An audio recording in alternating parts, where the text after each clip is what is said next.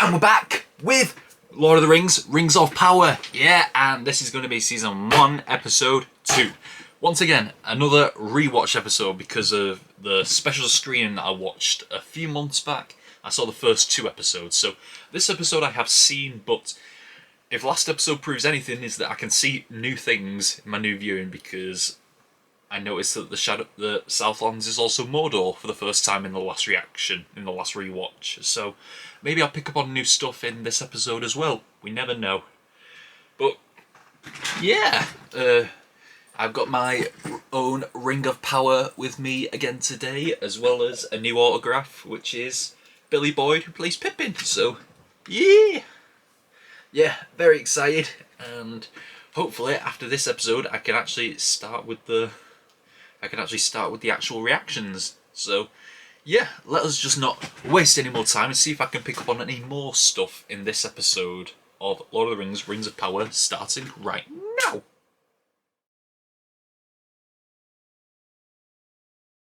So that's the last of the rewatching part, because that's all I saw her up to, the first episode and this one, that's all I saw her up to in the cinema. And yeah, so anything from now on is going to be reaction, because I don't know what else goes on past this. And it's left me with a lot of questions. Okay, who do we start with? Because there's obviously, in this show, there's a bunch of different storylines. Let's start with Galadriel's. Galadriel's is a pretty easy one. Okay, so after leaving off, I've got to say, last episode, I said that I didn't see much of Kate Blanchett's Galadriel in her, and in the character I still don't, but in her appearance I see a lot. I saw a picture of her and Kate Blanchett side by side, and I do see the similarities. Definitely, I can see why she was cast, but it's the character that still feels so different. Because I've recently been rewatching people's reactions to Lord of the Rings, and it's only struck me that I only see Galadriel has no more than 3 scenes per movie. I don't even think she has 3. She has a brief glimpse in the Fellowship of the Ring. She has a brief glimpse at the beginning, and then there's the Lothlorien stuff. So that's 2 scenes that she has. In Two Towers, she has just 1 when she's telepathically speaking to Elrond, and in the third one, there's a brief glimpse of her when she's trying to get Frodo back on his feet, and then at the very end when they're leaving on the ship. So she has no more than 2 scenes per movie. Her time is so limited, but definitely her presence is felt. And where was I going with this? Talking about how much she was in it. But yeah, but in those scenes, you still get a strong sense of who her character is. And it's different from the one that we've got in this show so far. The person who's willing to go to whatever length to hunt down any orc and defeat Sauron by any means necessary. So that's who she is in this show. And while she does wish to see that happen, while she does wish to see Mordor and Sauron defeated in Lord of the Rings, it's definitely not to the extent that it's in this one. So once again, I've got to ask the question: what changes to make her from this into the supernatural elf goddess that she is in The Lord of the Rings? Someone who has a very hands-off approach. Because in this, she's very hands-on. The only thing stopping her from cutting down thousands of orcs is because she hasn't seen any in a long time. But in Lord of the Rings, she's very hands-off, and very much about guiding others to do it. So, where does the change happen? I imagine the change has got to happen in this show, but if it happens in this season or not, we don't know. Because that's the thing, I can't expect the entire story to be shown in this season, because I know there's a second one coming. And I know this story is supposed to take place over thousands of years. I think I've said this to people before, but the finale of this entire show, whether how many seasons it has, I want the finale of this show to be the last alliance fight at the beginning of the Lord of the Rings. You know the giant fight at the beginning when Sauron has the ring taken from him by a seal door, and Elrond's there, and it's a giant, massive battle in the lands of Mordor. I want that to be the final big fight of this series. But whether it actually does it or not, we don't know. I hope it does. I hope it does. I want to see that battle redone. Not because the last one was bad, but I just want to see more of it. And I want to see the moment when everyone realises what a giant threat Sauron is. But in this episode, back to Galadriel, she meets this Halbrand character who, honestly, I do not know where he sits in this story, because obviously he's a man, he's going to be long dead by the time Lord of the Rings happens. But what impact does he have on the story? What impact does he have on Galadriel? Because we've already got the connection between man and, well, human and elf with Arondir and Bronwyn. Who, obviously, I don't believe Rondir's dead. Absolutely not. So, we've already got that with Arondir and Bronwyn. It would be weird if we also had it with Galadriel and Halbrand. So, what purpose does he serve? Obviously, we've got a lot to thank him for because he saved Galadriel's life. If he wasn't there, then Galadriel wouldn't have been in the Lord of the Rings films. She wouldn't have been a part of that story, so we've got him to thank for that. Apparently he is well, obviously he's a man, and he said his home was turned to ashes by orcs. So is he from Horden? The town that Arondir and Bronwyn went to? Is he a part of that town? Because he said his home was turned to ashes, and obviously Horden was in a bit of a ruin when we went there. But yeah, we had a slight Jaws scene with the worm, and yeah, that ended up with Arondir. That ended up with Galadriel and Halbrand together. And now they're being picked up by someone else, a mystery person who we do not know. So I'm interested on how that goes. So that's Halbrand and Galadriel's story so far. How many stories do we have in this? We have Galadriel's, we have Elrond's, we have Nori's. Anything else? Arondir's as well. So that's 4 different stories we've got going on. So yeah, there's also, okay, the story that I know least about is probably Nori's. So at the beginning, Nori was talking when Nori fell into the crater after her friend basically pushed her. Yeah, the fire was not hot, so does that mean that he's evil? Because obviously in the last episode they were talking about how their fire gives off the evil was so bad that even the fire gives off no warmth, and it was the same in this. So does that mean that he's evil? Because I've got a slight suspicion about who he is. I've got 3 options about who he could be. He could be Sauron, he could be Gandalf, or he could be Saruman. He could be one of the 3. Because that'd be cool if we saw the birth of Gandalf or Saruman in this show. That'd be very cool. And then we have him, Elrond and Galadriel meeting up, and that's the council in the Hobbit movies, along with Gandalf.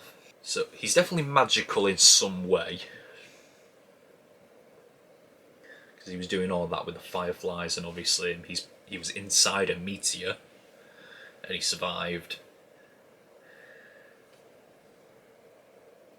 And then obviously Nori's dad broke her foot. He knew something about that happening because the twig that he was drawing with snapped at the same time her dad's foot did.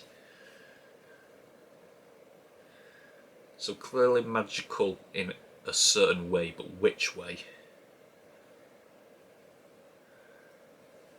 Does he have visions like Galadriel or Elrond does in the future?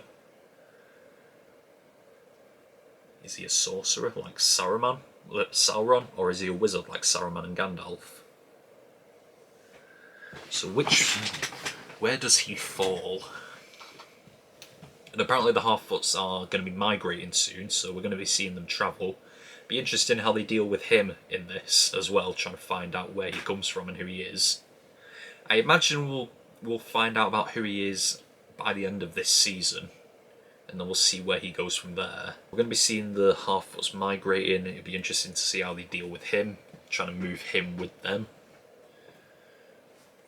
And then see if the wolf prophecy has anything to do with it in the next few episodes. So yeah, that's Nori's story so far. Then there is Aronde's. It seems he's the one dealing with the real issue at the moment, because he's the one who actually, well, he kind of encountered an orc, but his storyline as well with Bronwyn and Theo as well. That's the one that's dealing with the problem right now, and considering my revelation in the last episode, I'm not surprised. And even Halbrand said it himself, the evil was in the Southlands, which is where Arondir is, and he's the one who's had to deal with an orc, as well as Bronwyn and Theo as well. Because, like I said, it is impressive in this show how they make a single orc absolutely terrifying and threatening.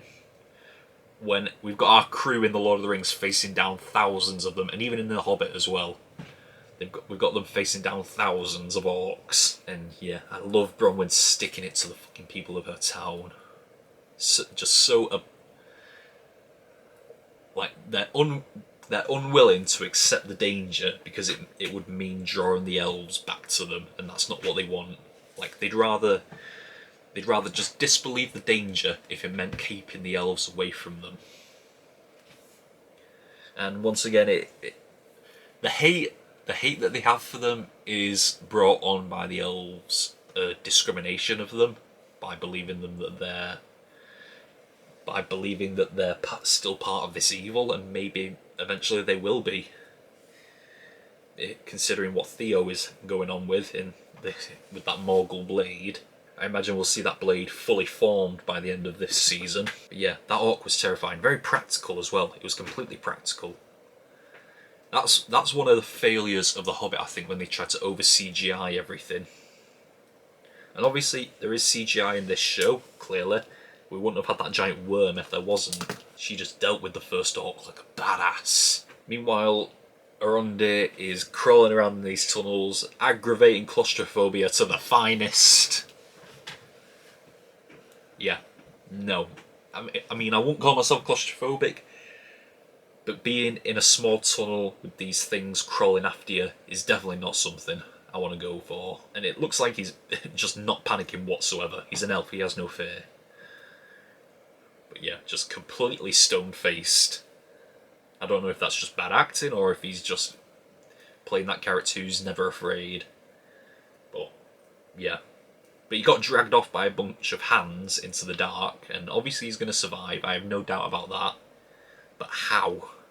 Is it just going to flash back to him in like 30 orcs are dead or around him? I don't know. Immediately improves his cred if he does do that. So yeah. So that's Arondir's story, but now all the people are migrating to the Elf Watchtower.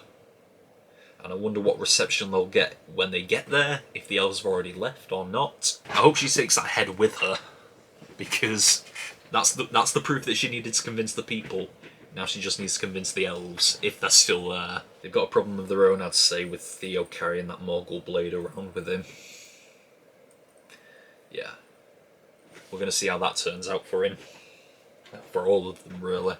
Because I imagine that's going to affect everyone when it happens. But I think the story that we most got throughout this episode was Elrond's story with Durin and the dwarves. When, at the beginning, Celebrimbor was talking to him about how he wanted to make something of real power, devise something of real power, rings of power, if you will. Because his idea was to build a forge the greatest forge of all time. Hotter than a dragon's tongue, apparently. So I imagine, when I first saw this in cinema, and I heard the word tower, I thought, oh god, is this going to be his Tower of Barad... Is this going to be Sauron's Tower of Barad-dûr in the land of Mordor?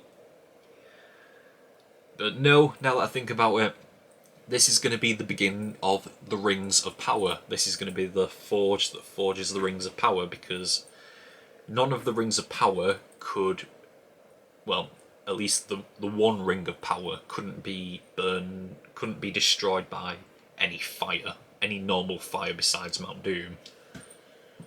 So it makes sense that a forge hotter than any in existence would be the one that forges all the Rings of Power. Because I've got to say, I'm watching Rings of Power. I'm watching a show called Rings of Power. I have yet to see a single ring right now. Now, 3 given to the elves, 7 to the dwarves, and 9 to the race of men. Obviously, Sauron gets the 1 at the end. I know of the 3 elf rings that Galadriel is meant to have 1, Elrond is meant to have 1, and I believe, although he's not an elf, the 3rd one belongs to Gandalf. So we're going to see how that goes. So we know that Elrond and at least Elrond and Galadriel are going to get their rings. The 7 Dwarf Lords, I imagine Durin is going to be one of them. The Durin that we met in this show is going to be one of them. Maybe his father will be one as well, because we got a bit of his father. And then the 9 Kings of Men. We've yet to see a King of Men, but we have seen a couple of men. Maybe Halbrand himself will get one. Maybe if whoever that person was that Galadriel and Halbrand met at the end, maybe he's an elf, maybe he's a man, maybe he'll get one as well. If he turns out to be part of this show, a big part anyway. So we have begun planning the forge that is going to make the Rings of Power. We started off in Eregion. Oh god, Eregion looks beautiful. Very CGI, obviously, because honestly, how do you make... Unless it was a model, I don't know. If it was a very impressive model. But I imagine that it is CGI, but it looks beautiful either way. And then talking of the Tower Forge as well. And Elrond comes up with the idea to seek help from the dwarves, because they are the greatest craftsmen in Middle-earth. And we saw it when we went to Khazad-dûm, Moria, which will later become Moria. And we get to see it in its prime as well. We didn't even really get to see Erebor in its prime, besides a few glimpses in the beginning of the Hobbit film. Someone's back in the house. But yeah, then we meet Prince Durin after Elrond invokes the right of Sigyn Tarag. I believe that's what it was. And it's basically an endurance test. Who can destroy more stones with more rock with a hammer? And I imagine Elrond definitely could have kept going, but he just gave up. Because they would have been at that all day, and they would have just got nowhere. So he needed a time to speak to Durin alone, and to do that he had to give up and have Durin escort him to the exit. But he still managed. And this is the harsh reality of elves and immortality. When you're immortal and no one else is, and your friends and family aren't, you've got to watch as they grow old and die. Meanwhile, it feels like a blink of an eye to you. Like, even Elrond himself said that, has it only been 20 years? Yeah, and Durin has got married and had 2 children in that time, and Elrond has missed all of it. But I think bridges are beginning to be mended. I think when Elrond met Disa and the children. I've got to say, all the accents are very prominent in this show. Elves and men speak an English accent, dwarves in Scottish, the Harfoots Irish. So I've got to say, what I'm missing is I'm missing a lot of elf language. Even like maybe it'd be a bit too difficult to understand all the time if all the elf scenes were just talking in Elvish. But I am missing the Elven language. I haven't seen enough of it in this show so far. And I'll tell you what, actually, I'll leave it to the end. So we went to Moria, went to Durin, we met Disa and everything, and Elrond, once again with his way of words, manages to convince Durin to talk to his dad, his father, about the proposal of the forge being built by the dwarves. But it seems that Durin and his father, also Durin, are hiding something. I imagine his father's called Durin as well, but they're hiding something. But what is it? Because the father opened a box at the end, and there was something glowing inside. It can't be the Arkenstone. I think it's too soon for that. Thousands of years before Lord of the Rings and The Hobbit? Yeah, this is too soon to be the Arkenstone. And besides, the Arkenstone is in Erebor. This is supposed to be Moria. Or Khazad-dûm. So it's not the Arkenstone. Could it be Mithril? It makes sense for it to be Mithril, but then again I don't remember if Mithril actually shined. Was actually glowing like that in The Lord of the Rings. I don't think it was, but I could accept if that's Mithril. It's a good connection to The Lord of the Rings. So yeah, that's an ancient dwarf treasure that they don't want the elves finding out about. Once again, like I said, I'm at the end of the rewatch session now, because I've seen the first 2 episodes before. From now on it's all reaction, because I have no idea where this is going to go. Tell you what, like I said, I haven't seen enough of the Elven language. I haven't seen enough horses either.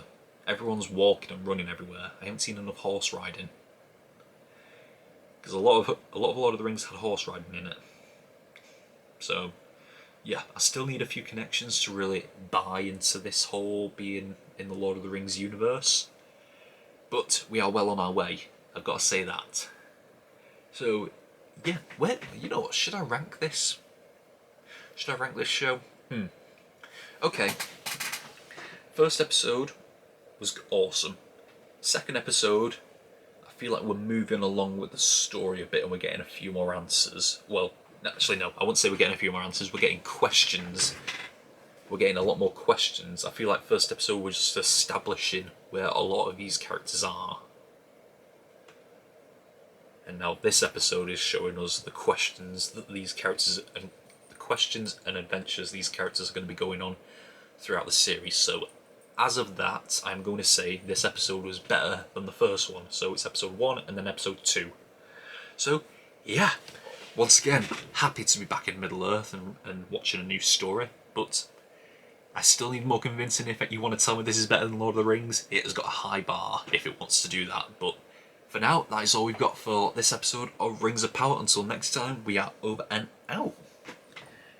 Bye!